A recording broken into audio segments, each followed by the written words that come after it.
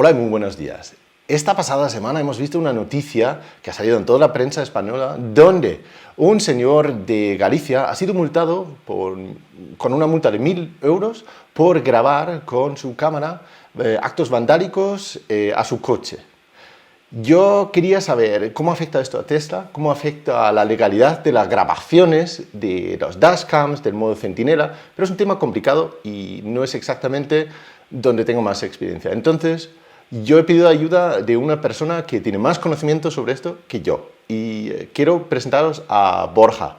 Borja, ¿qué tal? ¿Cómo estás? Muy buenos días, ¿qué tal, Lars?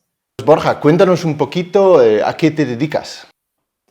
Bueno, yo soy abogado, tengo más de 10 años de experiencia, he desarrollado casi toda mi carrera profesional como abogado in-house, los últimos años en Asia, liderando el equipo legal para Medio Oriente, Asia y Pacífico, y desde marzo de este año volví a España y he creado mi propio despacho. Muy bien. ¿Y qué tipo de temas legales son los que tratas normalmente? Bueno, yo básicamente temas contractuales, temas mercantiles y de protección de datos personales, que es un poco lo que vamos a hablar hoy. Efectivamente, efectivamente. Entonces, si vamos directamente a resumir el caso que tenemos aquí, ¿tú nos podrías explicar así en breve por qué ha sido multado? ¿Qué es qué leyes ha infringido este señor? Bueno, la principal es el reglamento. El Reglamento General de Protección de Datos es un reglamento que es de aplicación a todos los Estados miembros de la Unión Europea y que protege un derecho que es fundamental, que es los datos personales. Luego en España también se complementa por una ley orgánica que bueno, lo que hace es un poco adaptar al ordenamiento jurídico español ese reglamento europeo. Entonces, el reglamento europeo es de aplicación directa y bueno, impone varias restricciones a la hora de recabar los datos, de cómo tratarlos y demás. Entonces, la principal es ese reglamento, lo que ha infringido. ¿Qué es lo que ha pasado en este caso? Además que, como tú lo dices, ha sido un caso muy sonado, ¿no? Porque la sanción es alta y la gente ahora pues encuentra que no sabe si esto se puede utilizar, no se puede utilizar, las DASCA. El procedimiento sancionador está muy bien redactado y lo explica muy bien. El principal incumplimiento es el artículo 5.1c del reglamento. ¿Y qué dice esto? Es que cuando tú vas a recabar datos personales, tienes que hacerlo de manera que sea solo adecuada, pertinente y limitada a lo necesario para los fines por lo que recabas.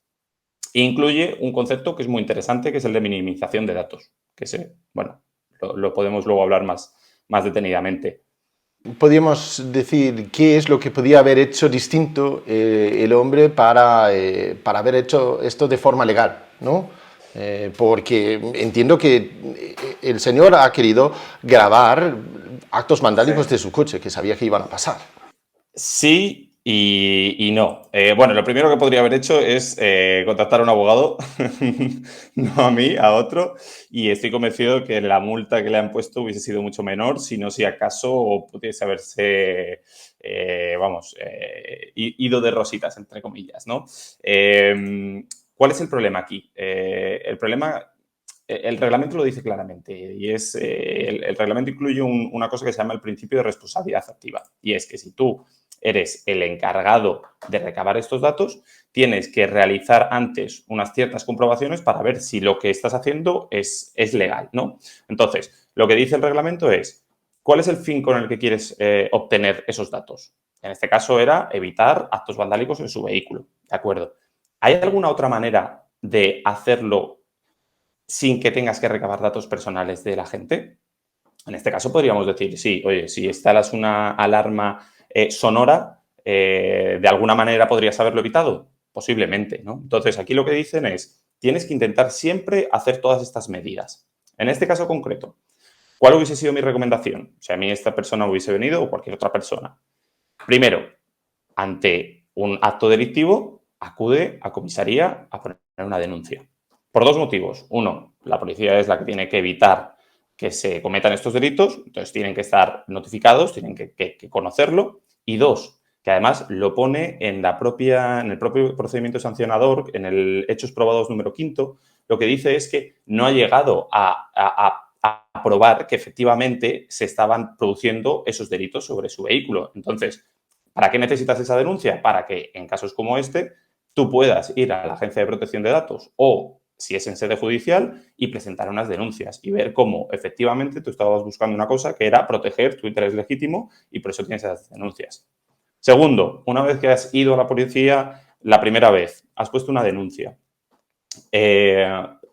compras o instalas una alarma sonora que solo se active por movimiento. Guardas tus tickets de esa compra. Se vuelve a producir, te vuelven a rayar el coche, vuelves a ir a la comisaría y pones una denuncia. Ya tienes 2 denuncias. Y entonces ahí ya valoras si tienes que poner una cámara. Si vas a poner una cámara, primero, que sea una cámara que solo se active por movimiento. Esto es muy importante. Tú no puedes estar grabando constantemente, porque grabar constantemente se considera videovigilancia y la videovigilancia solo la pueden hacer los cuerpos y fuerzas de la seguridad del Estado. Entonces, solo cuando se active por movimiento.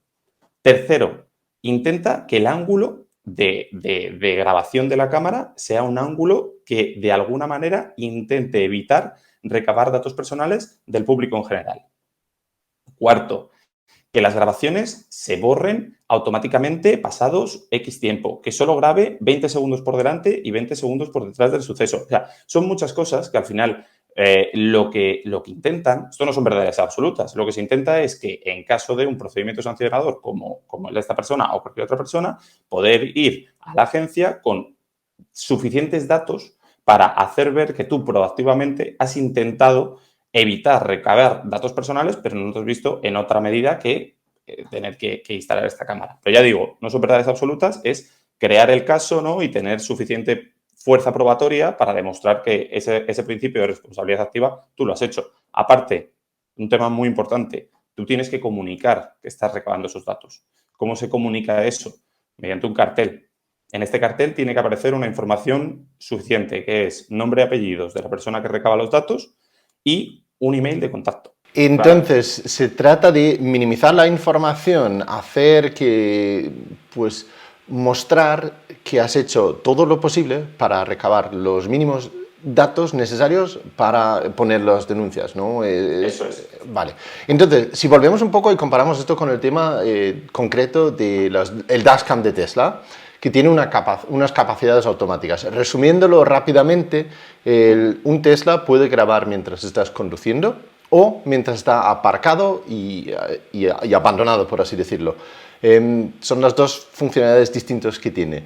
Cuando está conduciendo, hay que activar la grabación de alguna forma, o con la pantalla o con el claxon, y cuando está aparcado, la grabación se activa detectando un movimiento alrededor del coche, ¿no? Así a grosso modo, ¿no? Hay muchos matices. Y entonces yo quería preguntarte, porque parece que hay muchos matices en esto, y ¿es legal realizar grabaciones con las cámaras de Tesla cuando estamos conduciendo? No, en general no, pero volvemos a lo que acabamos de comentar. O sea, el propio procedimiento, en el propio procedimiento que nos ocupa de esta persona en Galicia, ya lo indica la agencia. La agencia indica que se permite la utilización de imágenes en caso de colisión con otro vehículo. ¿Por qué? Porque lo que entienden es que aquí sí que está recogido que vendrían permitidas por el artículo 6.1 F del reglamento, en el que dice que hay un interés legítimo, porque si tú tienes un accidente, seguramente acabes en sede judicial y puedas aportar estos datos. Entonces, ¿se puede grabar? Sí, pero no se puede grabar constantemente, porque grabar constantemente significa que tú estás grabando, pues, imaginemos que estamos en el parking de una gran superficie, tú tienes activada la cámara porque sí, yo paso por delante y ya me estás grabando. ¿Y cuál es el interés legítimo ahí? ¿Por qué me tienes que estar grabando, no? Entonces, está restringido a ciertos momentos, como son las colisiones. Entonces, como en el Tesla podemos grabar solamente pulsando el icono o tocando el claxon, ese paso, por así decirlo, puede que se está realizando bien. Eso porque no es continuo, sino que es cuando elegimos grabar, ¿no? Sí, pero con ciertos peros. ¿Por qué? Porque en la guía de vigilancia que la Agencia de Protección de Datos hizo hace ya unos cuantos años, lo que dice es que las cámaras solo pueden estar situadas en la parte frontal del vehículo. Y creo que Tesla tiene cámaras por todos lados, ¿no? Que graba 360 grados. Correcto, tiene 4 cámaras, delante, lateral y hacia atrás también. Claro, entonces esto ya sería un pero, ¿no? Luego, la grabación. La grabación creo que hace 10 minutos anteriores al suceso. Entonces, claro, aquí sería difícil determinar que 10 minutos son necesarios para, para el suceso, porque o sea, si yo tengo un accidente, ¿por qué tienes que estar grabando 10 minutos antes? Esto seguramente, si Tesla se le abre un procedimiento, su gran extenso número de abogados seguramente puedan aportar que se ha demostrado en numerosos estudios que 10 minutos son los necesarios, por lo que sea. Pero a simple vista, a mí no me parece que sean necesarios. Entonces, ese es un punto que seguramente tuviese que mejorar Tesla. En el modo de cámara continua, o sea, en continuo movimiento. En Sentinel es otra cosa. Vale, pues hablemos de eso entonces. Entonces, el otro modo en que Tesla puede grabar es el modo centinela, donde el vehículo está estacionado, no hay nadie dentro, está cerrado, desactivado, y cuando alguien se acerca, o cuando alguien toca el coche, o cuando detecta un movimiento bastante cerca del coche, se activa, avisa en la pantalla de que está grabando, pone un ojo así para avisar, bastante visible, da un destello con los faros y graba también, en este caso, unos 10 minutos alrededor del suceso, ¿no? Del suceso siendo la aproximación de una persona o un vehículo al Tesla. ¿Esto tiene otras implicaciones legales? Bueno, esta pregunta es interesante, porque evidentemente Tesla aquí ha intentado cumplir con el reglamento. El reglamento lo que dice es que hay un principio de transparencia en el que tú tienes que comunicar si estás grabando y solo puedes grabar en momentos puntuales. Por ejemplo, cuando pueda existir un riesgo de vandalismo sobre el vehículo. Ahora bien, el modo Sentinel pues, tiene también varios peros, ¿no? Primero, la comunicación que hace de que se está grabando es una comunicación que no incluye información del responsable. O sea, el responsable en este caso es el propietario del vehículo. Entonces, cuando se activa el modo Sentinel, lo único que dice es grabando, pero no comunica dónde podrías acceder en el caso de, por ejemplo, si volvemos al ejemplo de antes, estamos en una gran superficie, yo ando alrededor de un Tesla sin ningún tipo de ánimo de vandalizar el vehículo, pero a mí ya me está grabando. Entonces, ¿yo cómo puedo acceder a esa grabación y solicitar el acceso, rectificación, etcétera? No tengo ningún modo, no sé quién lo ha grabado, no sé quién es ese propietario. Entonces, bueno, aquí, por ejemplo, Tesla no está cumpliendo de manera al 100% con estos preceptos del reglamento. Y ya hay varias publicaciones que se han hecho en los últimos años sobre que a lo mejor el modo Sentinel debería estar revisado por las autoridades europeas porque está en una zona gris, ¿no? Entonces, a mi modo de ver, Tesla sí que ha intentado cumplir con los reglamentos y sí que, por ejemplo, se ve el hecho del efecto Bruselas. No sé si sabes lo que es el efecto Bruselas. No, cuéntame. Bueno, básicamente el efecto Bruselas es muy interesante y es que la Unión Europea tiene unas normas de protección de consumidores y en ciertos sectores que son muy exigentes. Entonces, lo que hacen es que productores, por ejemplo, en India, en China o en Estados Unidos tengan que cumplir con esas medidas para poder vender en el mercado europeo, que es un mercado muy apetitoso. Entonces, lo que dicen es, oye, yo en vez de hacer una línea de producción de mi producto que cumpla en todo en el mundo, menos en Europa, y luego hacer otra para Europa, lo hago todo. De esta manera, si cumplo en Europa, seguramente cumpla en todos los países europeos, en todos los países del mundo. Entonces, aquí Sentinel, o Tesla en este caso, lo que ha intentado conseguir es eso, es que se cumpla con el reglamento europeo, porque solo graba ciertos segundos y demás, pero no lo hace de la mejor manera. Y quería preguntarte, Borja, ¿hay diferencias en los países, incluso a pesar de que haya esa pues, unidad de legislación? ¿Hay diferencias en distintos países europeos sobre qué se puede y qué no se puede acerca de privacidad en este sentido?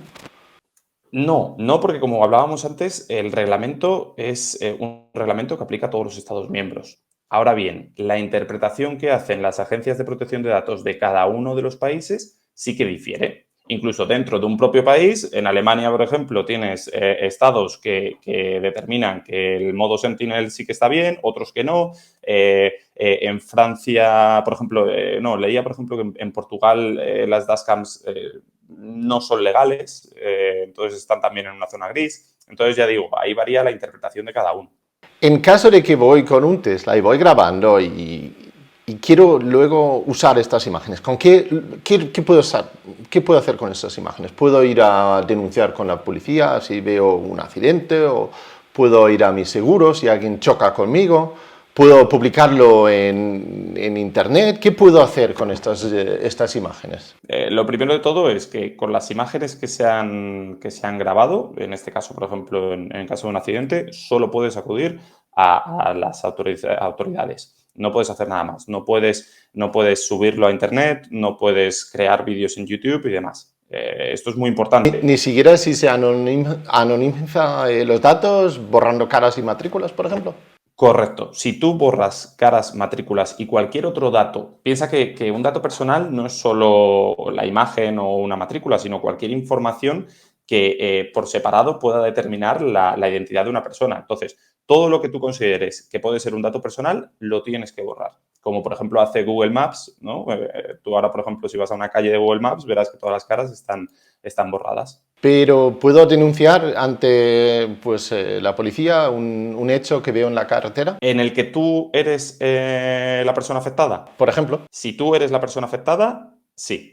Sí, porque ya la propia agencia de protección de datos, en este régimen sancionador que ha incluido, ya lo explica que sí, que siempre que y cuando sea una grabación que se produce debido a un suceso en el que puede ser un accidente, cumple el artículo 6.1F del reglamento y, por tanto, sí, es un interés legítimo. Borja, ¿cómo afecta esto a empresas a diferencia de a particulares?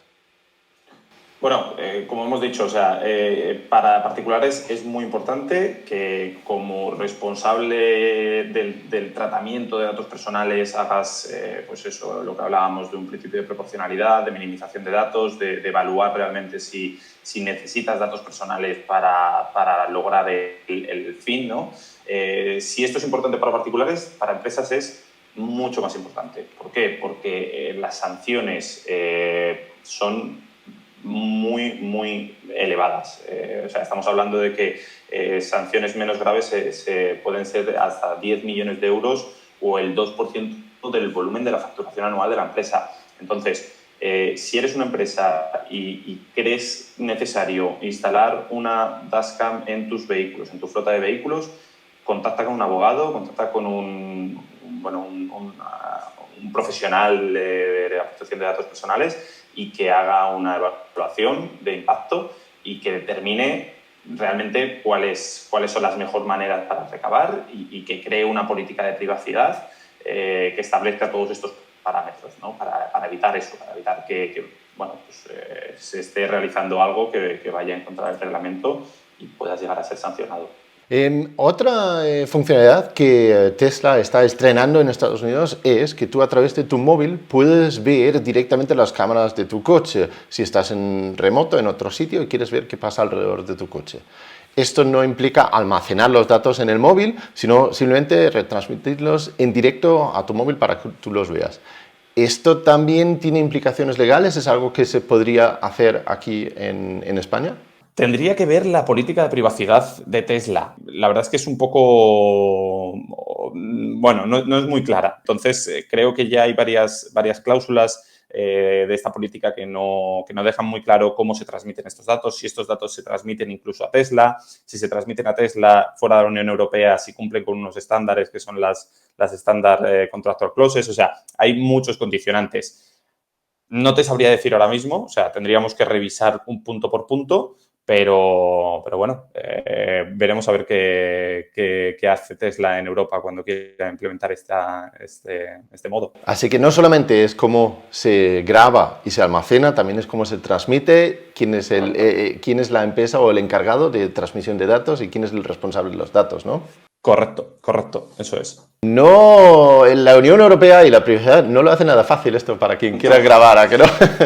No, no, no, no, no. Pero bueno, en cierta manera yo creo que es algo bueno, ¿no? Es algo bueno porque si no, si no tuviésemos este reglamento, seguramente Tesla en el modo Sentinel hubiese activado también grabar el sonido ambiente, grabar 10 minutos antes y 10 minutos después, transmitir a servidores en California la información con fines X. Entonces, yo creo que es bueno, ¿no? Que todas las empresas cumplan con unos estándares mínimos y en este caso es algo muy importante porque es que es un bien fundamental que se recoge en nuestra Constitución, en tratados internacionales. O sea, hay que proteger los datos personales, es importante, ¿no? Y que eso algo, a veces con esta sentencia, pues yo leía comentarios de la gente que decía, bueno, es más importante mi vehículo. No, es más importante los datos personales. Y más en este caso, por ejemplo, que la grabación se podía realizar cerca de una escuela, ¿no? Entonces había menores. Entonces es importante protegerlo y todo el mundo tiene que estar un poco concienciado de que los datos personales no los puedes recabar como quieras. Si entiendo yo bien, todo esto del modo centinela, los dashcams de Tesla y en general opera un poco en una zona gris donde hay cosas que en caso de llegar a un juicio pues podría ser sancionado como conductor o como operador de ese sistema, ¿no? Y otras cosas en un futuro quizás se pueda afinar más con más avisos, con otros procedimientos para asegurar que se cumpla esas legislaciones europeas, ¿no? Eso es. O sea, el modo Sentinel para mí tiene 3 puntos a mejorar y es, uno, la comunicación de que se están recabando esos datos. Debería aparecer el nombre de la persona que los está recabando.